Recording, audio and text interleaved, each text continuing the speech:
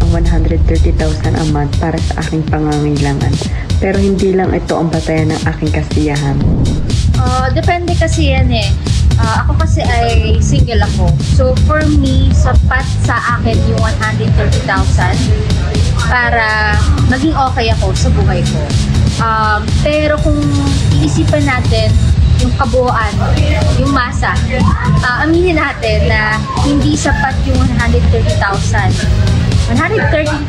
pesos para sumaya ang Pilipino. Kasi sa mahal ng bilihin ngayon, sa lahat parang tumataas, hindi ng bilihin, pamasahe, parang hirap sumaya kapag ang dami mong kina-estresan. So, I think yung 130,000, malaki siya kung iisipin mo, pero kung iisipin mo rin yung mga kailangan natin bilhin, kailangan sponsorin yung life, hindi siya enough.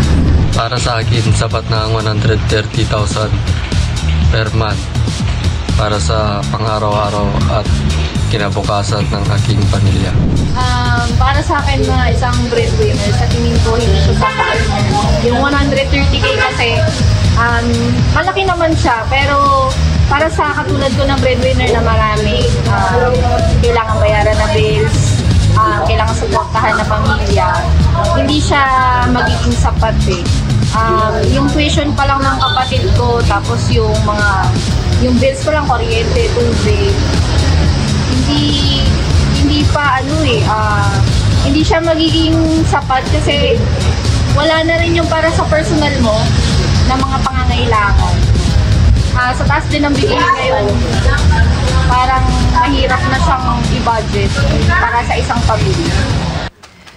Ayan mga kada, at para samahan tayong pag-uusapan sa itong mainit na topic na ito, kailangan natin ng isang financial coach. At nandito na siya. Let's welcome Coach Mark De Vera. Hello, Coach. Hello. Good morning, Coach. Good morning. Good morning. Yes, thank you so much. Good morning. Thank you for your time kahit maulan. Yes, oo nga. And I'm thank you. actually from Marikina, kaya medyo kinakabahan ako kanina. Pero okay naman ba Okay doon? naman. Wala pa namang baha dun sa amin. Kaya Good, that's nakapunta good pa to dito. know.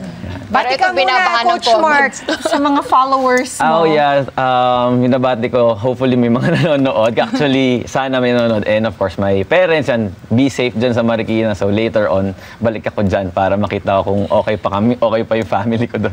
Oo Yan. nga. Nakakaloka na ganito yung pag-uusapan natin considering ang top of mind talaga sa ngayon kaligtasan, Yes. di ba? Ng ating mga bahay, ng ating mga buhay, Very true. pati ng ating mga livelihood.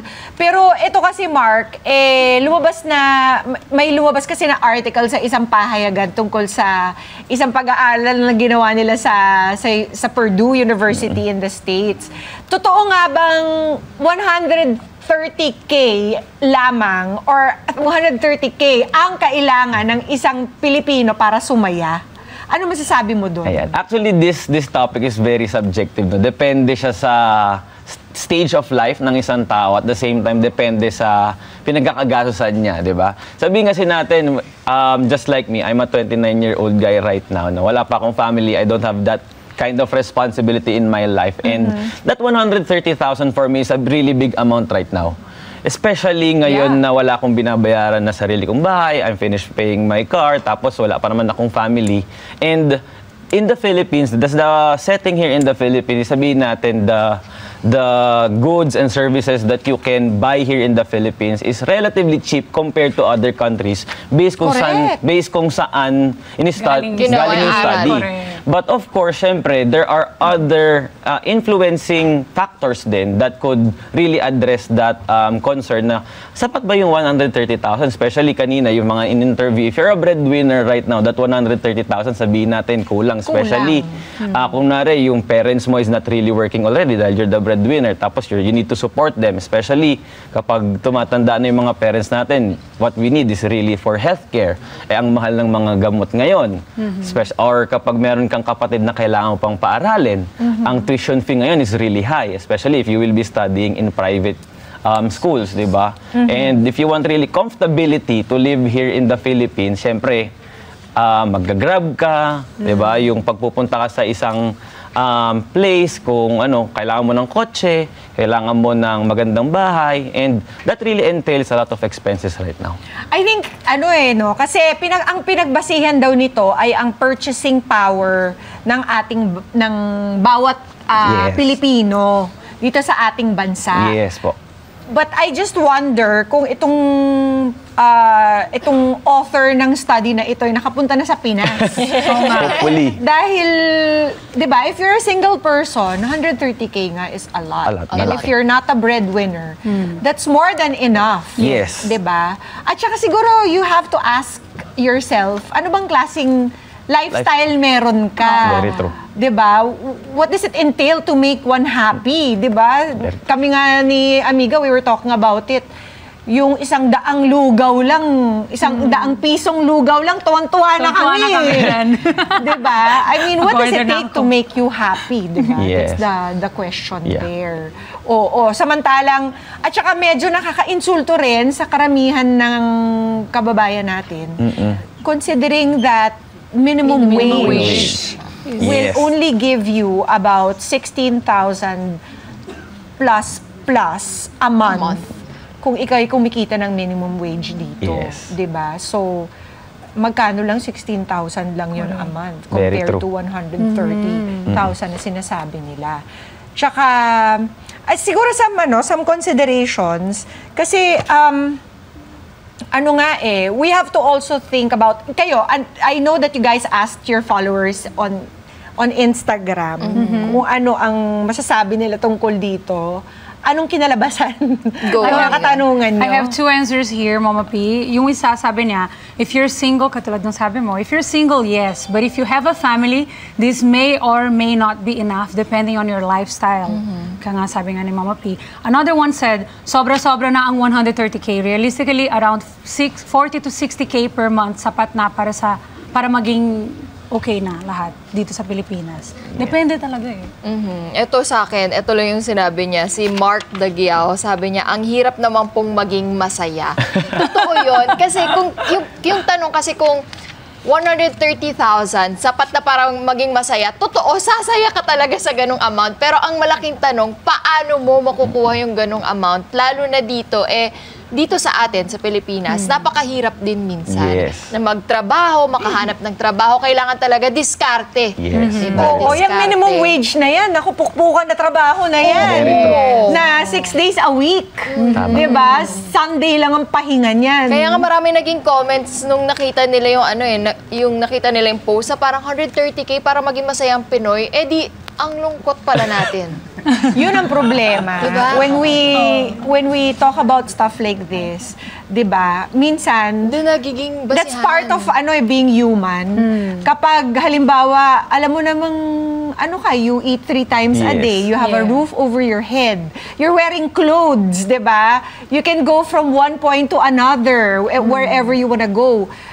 Dapat masaya na tayo doon. Pero pag nakita tayo ng mga posts sa Instagram na may nagbakasyon dito, may bumili ng ganitong kotse. May biglang bagong all of a ilalagay sudden, sa bag na charm na hindi naman kailangan. biglang all of a sudden, all of these blessings na dati were making us happy, biglang hindi na naging sapat. Parang nabublur siya, di ba? It's part of the delusions na nangyayari sa ating mga brains minsan. Ang tawag daw doon ay reference point kapag kino-compare natin kung ano yung meron ng iba dun sa ano ang meron tayo. So yung 130K na yan, let's just say for the purpose of discussing this na kaya natin to at meron tayo nito. Pag nakita tayo ng may mas malaking purchasing power, may inggit na naman tayo doon. Tapos all of a sudden, hindi na naman sapat yung Hindi na naman sasaya. Malungkot na naman ulit. Oo. Meron bang Mabuti rin katanungan? Tanungin natin yung Mula audience sa ating natin. audience. Meron Taas mong kamay. si Ayan, Ana. si Ma'am Ana. Mami Ana. Yes po. Kung sa akin ko akong tatanungin, kaya pala naisip ko bigla kanina, napasama tayo doon sa top na pinakamahirap na bansa kasi wala nga tayong pera. Di po ba? Ngayon, kung halimbawa meron kang 130,000, kayamanan na po ng mahirap yon. Ngayon, siyempre, minsan, pag mahirap ka at meron kang ganung pera, hindi mo naman alam kung saan mo gagamitin. Yun ang correct. problema din, di ba, Opo. Mami Ana? Hindi, Kaya yung minsan- iba, kung ano-ano na ginagawa. Yes. Para lang maubos yung pera na yon. Masabi lang na may pera. Yan ang kailangan natin, financial literacy. Kasi yan yung hindi natin agad natutunan nung tayo ay nasa school, di ba? Kung Yes. paano mag-budget ng ganito. Minsan kapag agad nating natanggap yung ganito, one day Gastos millionaire. na rin. Yes, opo. Ganun ba yun?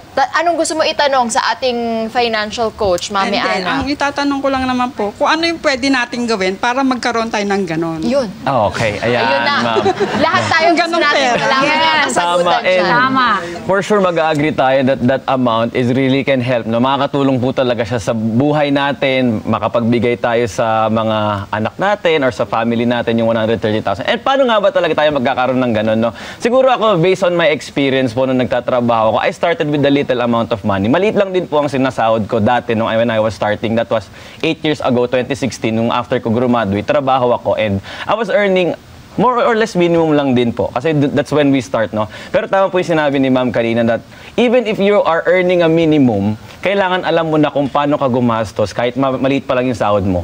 Kasi what if biglang lumaki yung sahod mo and hindi mo alam kung saan mo rin gagastin yung pera mo, mauubos lang din yan. And how can we earn that money? Ako, I have 3 simple things that I always do in my life para po maka-earn ako ng mga ganyang kalalaking amount. No? Number 1 is, kailangan po sa Pilipinas, kailangan masipag ka talaga. No, kailangan po talaga dito nagbabanat ka ng buto in early stages of your life habang kaya pa. Katulad ko po, bata pa, di ba? Kaya pa magsipag hanggang kailangan. Number 2 is kailangan matalino ka or kailangan galingan mo dun sa ginagawa mo. Kung ano man yung ginagawa mo, would it be sa admin, sa sales, sa accounting, marketing, kailangan nag-aaral ka po lagi. And of course, lastly, ang pinakakulang na nangyayari sa atin sa Philippines, kaya we are not earning that 130,000 is the opportunity. Kasi akala natin, kung masipag ka, matalino ka, sapat na. Pero you need to look for a lot of opportunities right now here in the Philippines. And dito, sa Pilipinas right now, there are a lot of opportunities because of the social media. Ang dami pong yumayaman ngayon based sa online selling, e-commerce, content creation. So we have to really adapt as well. And sabihin na natin na we have to be like thinking like what the other people thinking in the other countries na medyo malaki yung ini-income. Kasi di ba sila doon, uso sa kanila yung may part-time, 2 yung trabaho, 3 yung trabaho, hanggat kaya. So dito kasi sa Pilipinas, minsan isa lang trabaho mo, pagod ka na agad eh. Pero pag pumunta ka ng ibang bansa, makikita mo sila, they are working 10 hours, 12 hours a day. Sabi nga nila, di ba, don't work hard, work smart. Work Yes. smart. Sabi. Totoo yan.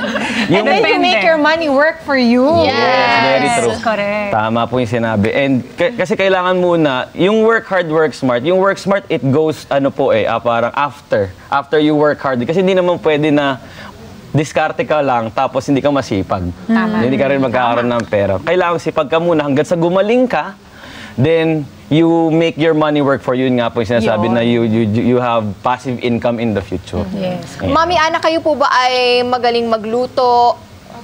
Oh, Marunong naman po. alam niyo, Mami, yung marami tayong mga mommies na dyan sa social media, ang laki-laki na po ng kita nila, nagagamit po nila yan. Ang gamit lang po nila ay cellphone. Hindi nyo na po kailangan ng mamahaling camera for that. And ang cellphone lang Hindi po nyo ang yung kailangan ng kailangan. pwesto. Opo, sa bahay niyo po, actually, the more na natural, the more na organic, authentic po, mas gusto po nila yun, yung makalat yung bahay. Meron pong Actually, isang totoo. content creator na yung sikat na drawer or cabinet na alam natin, hanggang yumaman siya, dala-dala niya yun sa bago niyang bahay. Yung the more authentic you are. Anong gagawin ni Mami? Magluluto ka, Mami. Magluluto. Actually, nagluluto na nga ako. Ipo-post niya. Kasi, Mami, kailangan mo kong turuan magluto kasi hindi ako marunong. Kasi So, magluluto si Mami, tapos ipopost niya sa Relax social ka lang. media Yes. para mag-order sa kanya mga Tapos, tao.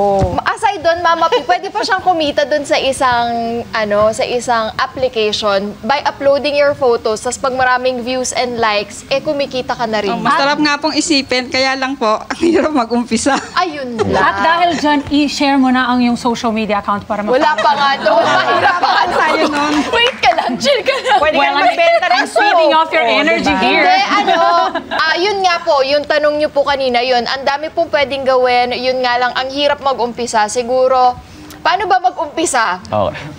It's all about research, no? Research po and magtanong sa mga taong nakikita nyo that really improving their lives. No? Kunwari, mga kapitbahay nyo, nakita nyo umunlad or mga kaibigan nyo that is really doing good in life, no? Magtanong lang po tayo na magtanong kasi yun po yung unang ginawa ko din nung nag-uumpisa ako. Ano ba yung ginagawa nyo? Paano ba yung ginagawa ninyo? Baka pwede ko rin gawin yan that could make me earn that 100 to 130,000 in a month po. And really being curious, no, na paano ba talaga ako kikita ng ganyan? Kasi kaya naman po talaga dito sa Pilipinas. Pero hindi po nangangahulugan na porket kikita na po kayo ng 130K, magiging masaya na po kayo. Totoo yan, Because Mami. that doesn't really equate to happiness. Ang tanong namin ngayon, Mami Ana, masaya po ba kayo? Opo. Ayun naman pala. Kahit walang 130,000. Ayun naman pala. Yun ang pinaka-importante. Diba? Alalanghanin natin that minsan akala natin ito yung magpapasaya sa atin pero it's not actually true. Pag nakuha natin, diba? What could equate to happiness na hindi nangangahulugan na maraming pera, mga kaibigan, socializing with your friends, Mga anak mo, Mami, na mahal family ka. members, seeing them face to face, hindi yung chat-chat lang sa mga messenger, ganun talagang magkita kayo. Ano pa? Gratitude. Birthdays. Yung Yes, magpasalamat being tayo kung grateful. ano yung meron na tayo ngayon. Sense of gratitude. Diba? Every day, every night. Magsulat po tayo ng mga ilang items, mga 5 items na pwede nating ipagpasalamat What sa I'm araw-araw. thankful for today. And then Oo. extend help to others. That makes you happy also. Yes, that's called I love it. other-mindedness. Yun. Yes. Yung parang asikasuhin natin yung pangangailangan ng ibang tao. Hindi po ba nakakagaang ng pakiramdam Yes. yung tumulong tayo sa iba? Tapos, last, kung ano yung, alimbawa, bumili tayo ng kape somewhere. Ang problema, iinumin natin yung kape habang nag-check tayo ng mga messages, hindi na natin na-savor yung kapeng binili natin. I-savor muna natin one at a time. Diba? Na may kamahalan pa, diba? I-savor muna yan. Isang tabi muna yung mga email at saka yung mga chat. At last, exercise. Ay, true yun. Mama P. Nakakasaya talaga yan. It's your Papahappy. dopamine, it's your Endorphins, lahat lumalabas. Yan yung mga tips natin for guaranteed happiness. Na hindi nakakailangan ng 130K Hindi thousand a month. 130K, Free happy 230K, 330K. At the end of the day, nako, hindi pa rin yan magiging sapat to make us all happy. Kaya Mami, yung presence mo lang ngayon, nakakasaya na sa amin ngayon. totoo Maraming yan. salamat, Thank Mami you, Ana, Mami. for being here. Thank you. Meron pa mga Thank you katanungan. Thank you, Mami. Thank you. Okay na. Thank you so much. Kay Coach, thank you very much. Ay, thank you rin po. At Thank you ang po. hangad namin maging safe Yes. ikaw at ang iyong pamilya at ang iyong ang inyong home Yes. sa Marikina. Sa Marikina. Yes po. Thank you so much din po for having me. Maraming Coach, saan ka pa pwedeng ma-follow ng mga kada natin kung meron Ayan. silang karagdagang katanungan? Oh yeah, you can follow me on my social media naman in my Instagram account at Mark J. De Vera. Yan, lagi po tayong online dyan and lagi tayong willing sumagot sa mga katanungan ng mga friends natin and mga kababayan natin. All about finances. Patutulungan po namin. And of course, to also have extra income in the future, pwede rin po. Yan. Thank you so much. Thank you, Mark. Thank you rin po. Thank you. Mga kada masaya man o malungkot ang inyong bulsa, laging piliin ang maging mabuting tao dahil libre lang po ito.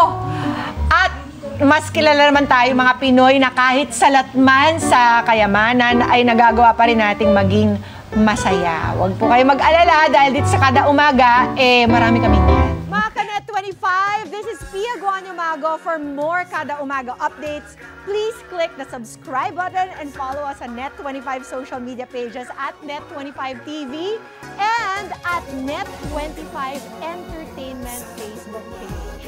See you guys. Bye!